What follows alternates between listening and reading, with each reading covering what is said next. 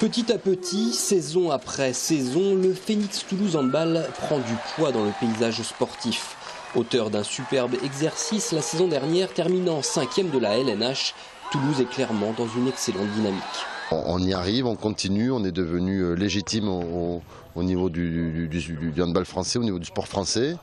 Et dans la ville, le hand prend de plus en plus de place, tant mieux. C'est beaucoup de travail des équipes du club. Les coéquipiers de Jérôme Fernandez auront l'honneur de disputer une Coupe d'Europe cette saison, une première depuis 10 ans. Ils défieront le club allemand de Melsungen en octobre prochain. Pour l'heure, ils terminent tranquillement leur préparation. De nouveaux sont à signaler au sein de l'effectif, mais pas des moindres. D'abord le gardien international français Cyril Dumoulin, une recrue de choix qui s'épanouit déjà. Des mecs super ouverts, des mecs comme Daniel et tout ça qui vont rapidement vers moi. Et voilà, ça présage de très bonnes choses pour la suite, autant sur le plan du terrain qu'en dehors. Et encore une fois, c'est ce que je suis venu chercher ici. Donc j'ai la patate, j'ai le sourire. C'est sur le banc de touche qu'un autre changement vient de s'opérer.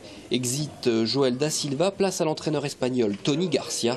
En provenance de Granollers, il a signé pour 2 saisons. Les joueurs ne se mouillent pas trop, mais ont hâte de découvrir ses méthodes.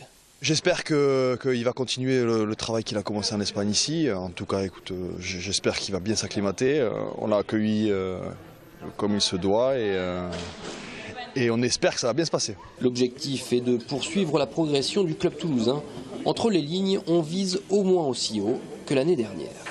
Je crois que ça va être compliqué, mais il y a beaucoup d'équipes qui se sont renforcées. Nous, on a joué sur cette carte-là, d'essayer de garder le même groupe qui avait bien fonctionné, c'est clair. Il y a une super ambiance, on sait déjà, on part pas on prend pas de à zéro, quoi. Donc ça c'est cool. Maintenant, on verra la saison parce que c'est vrai qu'on va avoir le championnat, les 2 coupes nationales, la coupe européenne, donc ça va faire beaucoup. On n'a pas un effectif très riche, donc bon.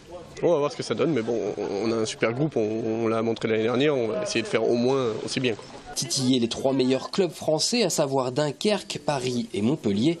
Cela passera par une première belle performance mercredi 10 septembre face à Chambéry, au Palais des Sports André Brouat, à l'occasion de la première journée de championnat.